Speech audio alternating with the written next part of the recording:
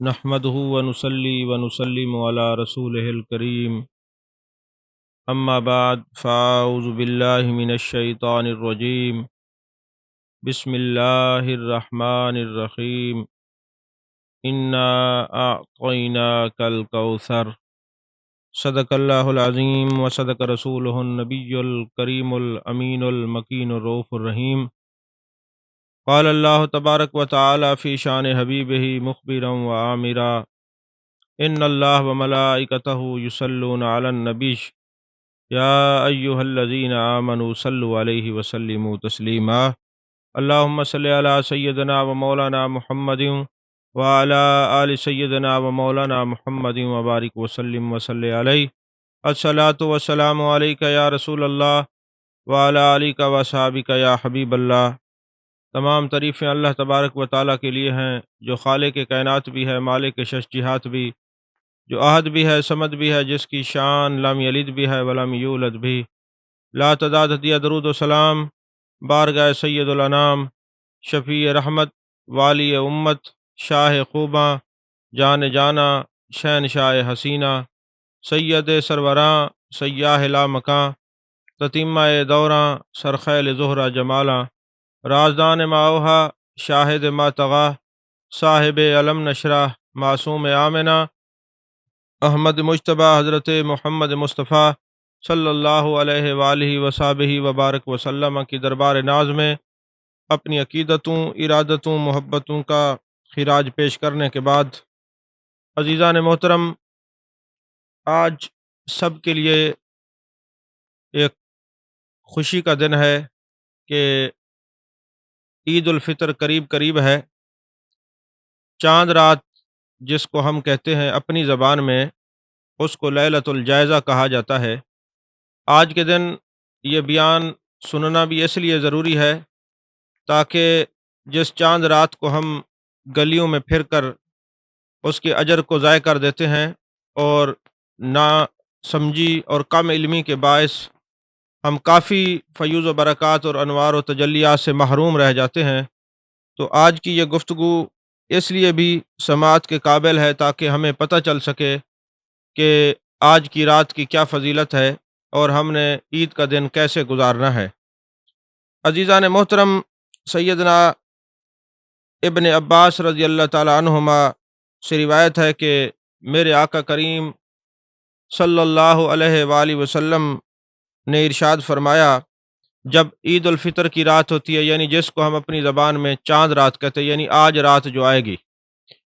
اس کے بارے میں محبوب علیہ الصلوۃ والسلام نے فرمایا اس کا نام لیلۃ الجائزہ ہے، یعنی انعام کی رات ہے۔ اللہ تبارک و تعالیٰ فرشتوں کو تمام شہروں میں بھیجتا ہے، وہ زمین پر اتر کر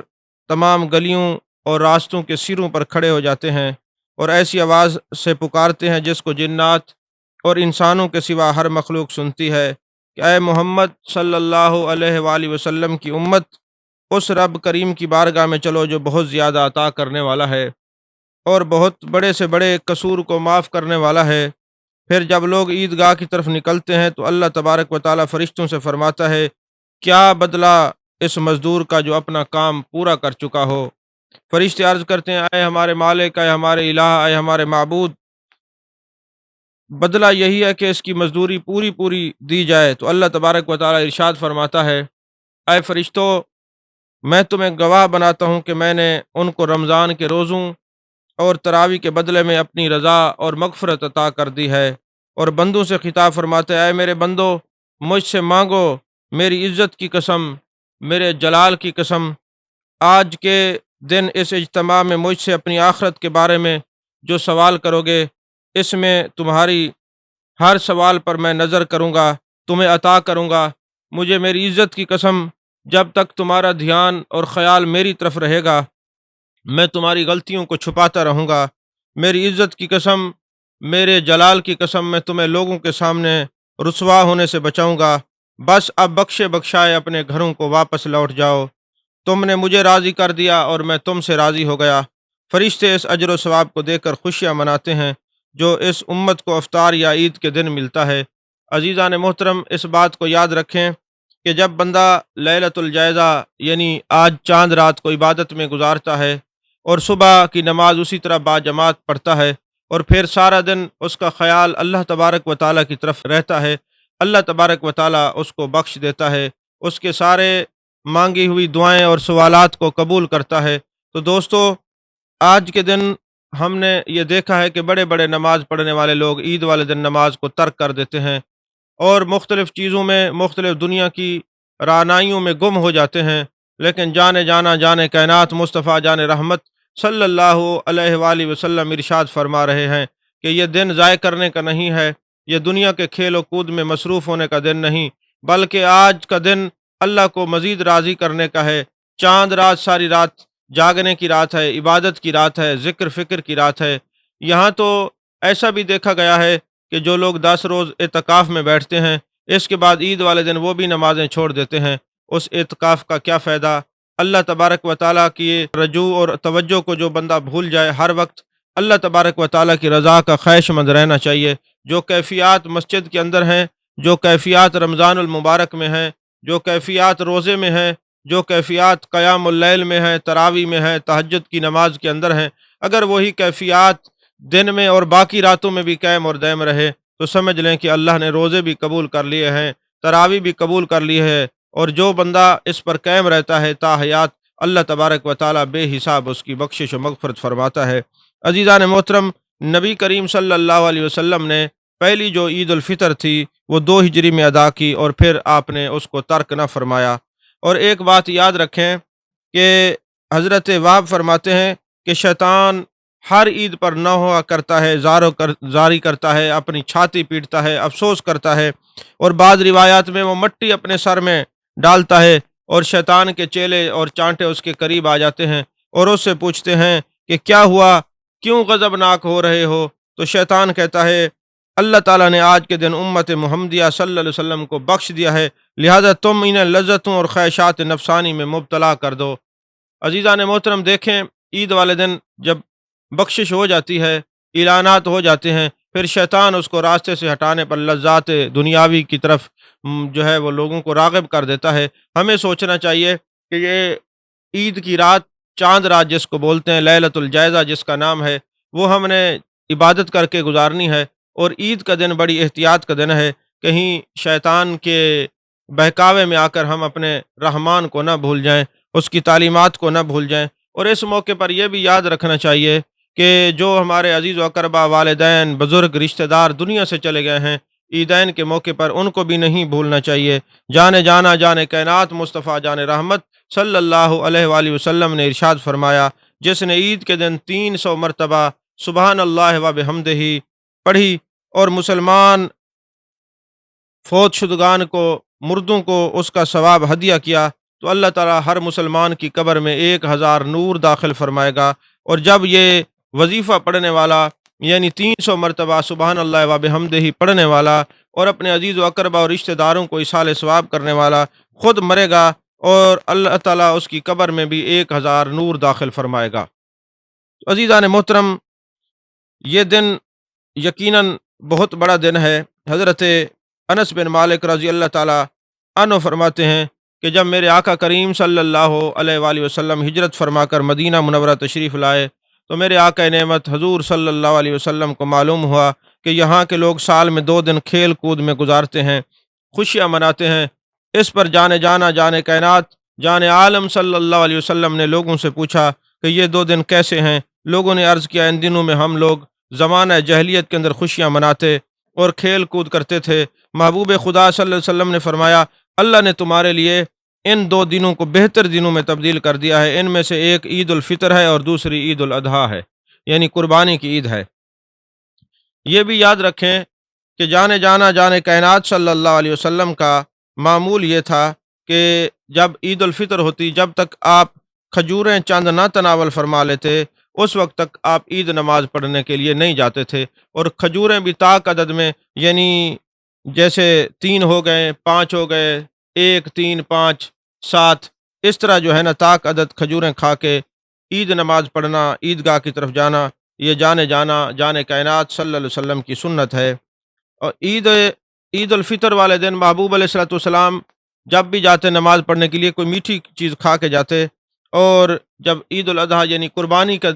دن آتا تو اس دن آپ کچھ نہیں کھاتے پیتے تھے۔ تو پتہ چلا عید الفطر سے پہلے کوئی میٹھی چیز کھانا، اگر کھجوریں مل جائیں تو محبوب علیہ الصلوۃ والسلام کی سنت تو کھجوریں کھانا ہے، نہیں تو کوئی میٹھی چیز کھا کے ضرور عید الفطر جانا، یہ محبوب کریم صلی اللہ علیہ وسلم کی سنت مبارکہ ہے۔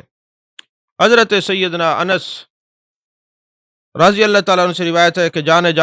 کائنات، جان عالم مصطفیٰ جان رحمت صلی اللہ علیہ وسلم نے فرمایا، شب قدر میں جبریل امین ملائکہ کی ایک جماعت کے ساتھ آتے ہیں، اور اس شخص کے لیے جو کھڑا یا بیٹھے اللہ کا ذکر کر رہا ہو اور عبادت میں مشغول ہے، دعائے رحمت کرتے ہیں۔ اور جب عید الفطر کا دن آتا ہے تو اللہ تبارک و تعالیٰ اپنے فرشتوں کے سامنے اپنے بندوں کی عبادت پر فخر فرماتا ہے، اس لیے کہ فرشتوں نے کہا تھا اے اللہ ایسے لوگوں کو پیدا کرے گا، من یفسد فیہا ویسفک الدماء نحن نسبح بحمدک ونقدس لک۔ تو عید الفطر والے دن اللہ تبارک و تعالیٰ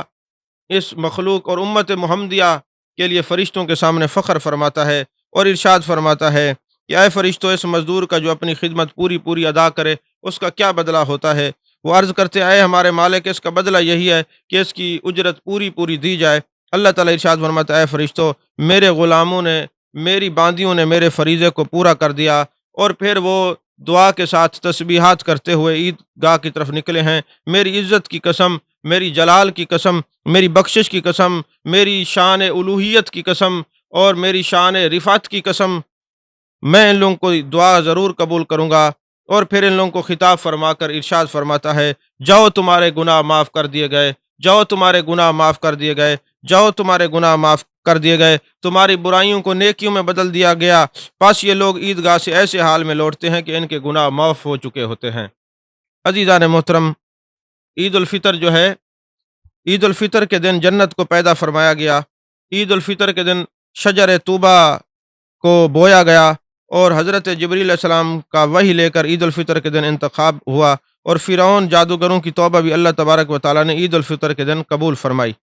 تو میرے آقا کریم صلی اللہ علیہ وسلم نے جان کائنات مصطفیٰ جان رحمت صلی اللہ علیہ وسلم نے ارشاد فرمایا، جس نے عید کی رات ثواب حاصل کرنے کے لیے قیام کیا، یعنی لیلۃ الجائزہ جس کو ہم چاند رات کہتے ہیں، اس رات کو جس نے اللہ کو راضی کرنے کے لیے قیام کیا، تسبیحیں پڑھیں، قرآن پاک کی تلاوت کی، میرے آقا کریم صلی اللہ علیہ وسلم پر درود و سلام پڑھا، اس دن اس کا دل نہیں مرے گا جس دن سب کے دل مر جائیں گے۔ یعنی جو عید الفطر کا جو پہلے چاند رات ہے نا، لیلۃ الجائزہ، یعنی آج رات جو عبادت کرے گا، قیام کرے گا، نوافل پڑھے گا، اللہ کو راضی کرے گا، قیامت والے دن اس کا دل نہیں مرے گا، اس کا دل زندہ رہے گا۔ عزیزان محترم، یہ اتنی برکت والی رات ہے، اتنی اہمیت کی حامل رات ہے کہ حضرت معاذ بن جبل سے روایت ہے کہ جان کائنات صلی اللہ علیہ وسلم نے ارشاد فرمایا کہ جو شخص 5 راتوں میں شب بیداری کرتا ہے، وہ قیام کرتا ہے، اللہ کا ذکر کرتا ہے، اس کے لیے جنت واجب ہو جاتی ہے۔ وہ 5 راتیں کون سی ہیں؟ ذی الحج کی 8ویں، ذی الحج کی 8ویں، 9ویں اور 10ویں رات، اور عید الفطر کی رات، اور شعبان کی 15ویں رات یعنی شب بارات۔ یعنی ان راتوں میں جو قیام کرتا ہے، اللہ تبارک و تعالیٰ اس کے لیے جنت واجب کر دیتا ہے۔ اور یہ بھی یاد رکھیں کہ عید پر جب میرے آقا کریم صلی اللہ علیہ وسلم عید گاہ تشریف لے جاتے تھے، عید پڑھنے کے لیے آپ کی جلوہ گری ہوتی تھی، آپ ایک راستے سے جاتے تھے اور دوسرے راستے سے پھر آپ تشریف لاتے تھے۔ اور عید کو عید اس لیے بھی کہا جاتا ہے، عید کا معنی ہوتا ہے لوٹنا، اور یہ عید جو ہے وہ بار بار لوٹ کے آتی ہے، تو اس لیے اس کو عید بھی کہتے ہیں، اور یہ خوشی کو بار بار لاتی ہے۔ بعض علماء کا قول ہے کہ عید کے دن اللہ عز و جل کی طرف سے بندہ کو منافع، احسانات اور انعامات حاصل ہوتے ہیں، یا عید کے دن چونکہ بندہ گریہ زاری کی طرف لوٹتا ہے، اس کے عوض رب تعالیٰ بخشش عطا فرماتا ہے۔ اور بعض علماء کا کہنا ہے کہ اس کی وجہ تسمیہ یہ ہے کہ بندہ اطاعت خداوندی سے اطاعت رسول صلی اللہ علیہ وسلم کی طرف لوٹتا ہے، اور فرض کے بعد جو ہے وہ سنت کی طرف لوٹتا ہے، ماہ رمضان کے روزے رکھتا ہے، پھر شوال کے 6 روزوں کی طرف متوجہ ہوتا ہے، اس لیے اس کو عید کہتے ہیں۔ اور بعض علماء کا کہنا ہے کہ عید اس لیے کہا گیا کہ اس دن مسلمانوں سے اللہ تبارک و تعالیٰ فرماتا ہے تم اب مغفور ہو گئے ہو، اپنے گھروں کو لوٹ جاؤ۔ اور بعض علماء اس لیے کہتے ہیں کہ اس کو عید اس لیے کہا جاتا ہے کہ کمزور اور ناتوان بندے اس دن اپنے رب کے سامنے گناہوں سے توبہ کرتے ہیں، رجوع کرتے ہیں، اللہ تبارک و تعالیٰ ان کو معاف فرما دیتا ہے۔ عزیزان محترم، یہ جو دن ہے یہ عید کا دن بھی ہے اور وعید کا دن بھی ہے۔ لوگ حضرت فاروق اعظم رضی اللہ تعالیٰ عنہ کی خدمت میں عید الفطر کے دن حاضر ہوتے ہیں، تو کیا دیکھتے ہیں حضرت فاروق اعظم رضی اللہ تعالیٰ عنہ زار و قطار رو رہے ہیں۔ لوگوں نے پوچھا اے امیر المومنین، آج تو خوشی کا دن تھا، پھر رونے کا سبب کیا ہے؟ حضرت سیدنا فاروق اعظم رضی اللہ تعالیٰ عنہ نے فرمایا، اے لوگو، یہ عید کا دن بھی ہے اور وعید کا دن بھی ہے۔ آج جس کی نماز روزے قبول ہو گئے اس کے لیے عید کا دن ہے، اور جس کے نماز روزے قبول نہیں ہوئے اس کے لیے وعید کا دن ہے۔ تو میں اس خوف سے رو رہا ہوں کہ مجھے معلوم نہیں کہ میں مقبول ہوں یا میری نماز روزے رد کر دیے گئے ہیں۔ اللہ اکبر، اللہ اکبر۔ آپ دیکھیں حضرت سیدنا فاروق اعظم رضی اللہ تعالیٰ عنہ جو مراد رسول صلی اللہ علیہ وسلم ہیں، ان کا عالم یہ ہے کہ وہ عید والے دن رو رہے ہیں کہ پتہ نہیں میرے نماز روزے قبول ہوئے۔ ان لوگوں کی زندگیاں ہمارے لیے مینار نور ہیں۔ میرے آقا نے فرمایا میرے صحابہ ستاروں کی مانند ہیں، جو ان کی پیروی کرے گا وہ فلاح پا جائے گا۔ تو یارو، حضرت فاروق اعظم جیسا بندہ اس دن رو کے رب کو منا رہا ہے، تو ہم ساری دنیا والے دنیا میں مشغول ہو جاتے ہیں اور شاید سمجھتے ہیں ہمارے نماز روزے جو ہے نا اس درجے پر پہنچ گئے ہیں، تو عید والے دن ہم دنیا کی لذات کے اندر گم ہو جاتے ہیں۔ تو حضرت فاروق اعظم رضی اللہ تعالیٰ عنہ نے بتایا کہ نہیں نہیں، یہ دنیا کی لذات کی طرف نہیں بلکہ اپنے رب کی طرف متوجہ رہنے کا دن ہے۔ عزیزان محترم، میرے مرشد کریم پیران پیر پیر دستگیر سیدی و مرشدی غوث ثقلین قطب ربانی قندیل نورانی شہباز الا مکانی حضرت سیدنا شیخ عبد القادر جیلانی رضی اللہ تعالیٰ عنہ اپنی کتاب غنیت الطالبین میں فرماتے ہیں، عید میں عمدہ لباس پہننے، کھانے کھانے یا لوگوں سے معانقہ یا ملنے اور لطف اندوز ہونے سے عید نہیں ہوتی، بلکہ مسلمانوں کی عید تو اطاعت اور بندگی کی علامت کو ظاہر کرنے کے لیے ہوتی ہے اور گناہوں اور خطاؤں سے دور رہنے کے لیے ہوتی ہے، اور اس میں گناہوں کے بدلے نیکیوں کا حصول ہے، درجات کی بلندی اور بشارت اللہ عز و جل کی طرف سے خلعتیں بخشیں اور کرامتیں عطا ہونے کا دن ہے، اور اس دن نور ایمان سے سینے منور ہوتے ہیں، اللہ کا قرب حاصل ہوتا ہے اور دل میں سکون پیدا ہوتا ہے، اور عید کی خوشی اللہ کو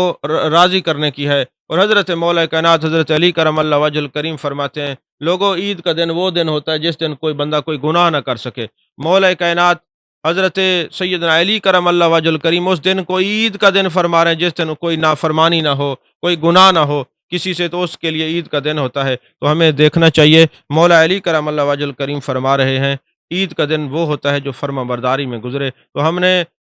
انشاءاللہ العزیز اس عید کے دن کو، بلکہ اپنی زندگی میں جتنی عیدیں نصیب میں ہوں گی، اللہ کی فرما برداری میں گزارنی ہے۔ تو عید کے دن کچھ کام ہیں جو مستحب ہیں۔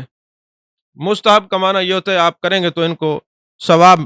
آپ پائیں گے، ثواب ملے گا، یعنی حجامت بنوانا،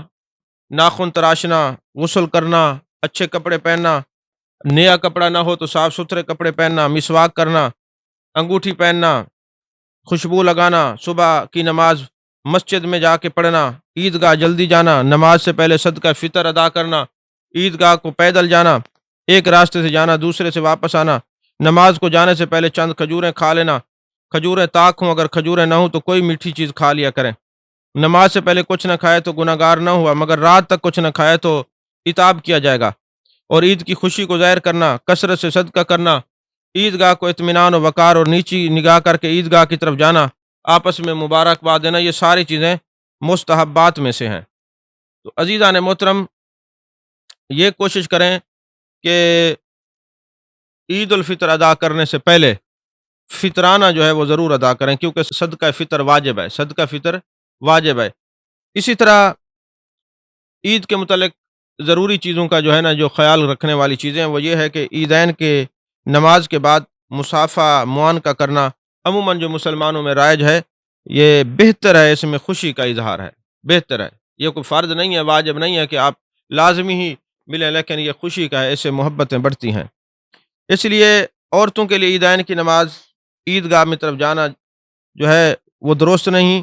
عیدگاہ میں مردوں کے ساتھ اختلاط ہوگا، اس لیے اب عورتوں کو کسی نماز میں جماعت کی حاضری جائز نہیں، دن کی نماز ہو یا رات کی، جمعہ کی ہو یا عیدین کی، خواہ جوان ہو یا بڑھیا، اور اگر عورتیں جماعت کریں تو یہ بھی ناجائز ہے، اس لیے صرف عورتوں کی جماعت ناجائز و مکروہ و تحریمی ہے، اگر فردن فردن پڑھیں تو بھی نماز جائز نہ ہوگی، اس لیے کہ عیدین کی نماز کے لیے جماعت شرط ہے، یعنی عید کی نماز عورتیں فردن بھی نہیں پڑھ سکتی، یہ عورتوں پر نہیں ہے واجب، یہ مردوں پر ہے، عورتیں اس دن اپنے گھروں میں فرداً فرداً نفل نمازیں پڑھیں تو باعث برکت ہے۔ نماز عیدین میں پہلی رکعت میں امام تکبیر بھول گیا اور قرات شروع کر دی تو قرات کے بعد کہہ لے یا رکوع میں کہہ لے اور قرات کا اعادہ نہ کرے۔ اور اسی طرح امام نے زائد تکبیروں میں ہاتھ نہ اٹھائے، اگر بھول گیا تو مقتدی اس کی پیروی نہ کرے بلکہ ہاتھ اٹھائے۔ اسی طرح امام نے نماز پڑھ لی اور کوئی شخص باقی رہ گیا، خواہ وہ شامل ہی نہ ہوا تھا یا شامل تو ہوا تھا مگر اس کی نماز فاسد ہو گئی، اب اگر دوسری جگہ نماز مل جائے پڑھ لے ورنہ نہیں پڑھ سکتا۔ ہاں بہتر یہ ہے کہ یہ شخص 4 رکعت چاشت کی نماز پڑھ لے، لیکن یہ یاد رکھے کہ عید کی نماز سے پہلے، صبح کی نماز کے بعد اور عید کی نماز سے پہلے کوئی نوافل نہ پڑھے اور اس کے بعد پھر ظہر کی نماز ادا کرے۔ یہ جو عید کا دن ہوتا ہے یہ اس کے لیے خوشی اور مسرت کا دن زیادہ بن جاتا ہے جس کا دن یہ اطاعت خداوندی میں گزرے یا اطاعت رسول میں گزرے۔ اللہ تبارک و تعالیٰ سے دعا ہے اللہ تعالیٰ ہمیں لیلۃ الجائزہ میں قیام کرنے کی توفیق عطا فرمائے اور رات ہماری جو چاند رات ہے وہ مدینے کے چاند کی اطاعت میں گزرے، حضرت آمنہ کے چاند کی اطاعت میں گزرے، حضرت عبداللہ کے چاند کی اطاعت میں گزرے، جان جانا جان کائنات مصطفیٰ جان رحمت صلی اللہ علیہ وسلم کی اطاعت میں گزرے، اللہ اور اس کے رسول کی اطاعت میں گزرے۔ دعا ہے اللہ تعالی ہم سب کو اطیع اللہ و اطیع الرسول کی سمجھ عطا فرمائے، اور جتنے دنیا کے اندر بیمار ہیں اللہ سب کو شفائے کاملہ عاجلہ دائمہ مستمر عطا فرمائے، اور جتنے لوگوں نے روزے رکھے ہیں اللہ قبول فرمائے، تراویح پڑھی ہیں قبول فرمائے، اور جتنے لوگوں نے اعتکاف کیا اللہ سب کے اعتکاف قبول فرمائے، اور ہم سب کو ایسا بنا دے جیسے اللہ اور اس کا رسول پسند فرماتے ہیں۔ آمین، وآخر دعوانا ان الحمد للہ رب العالمین۔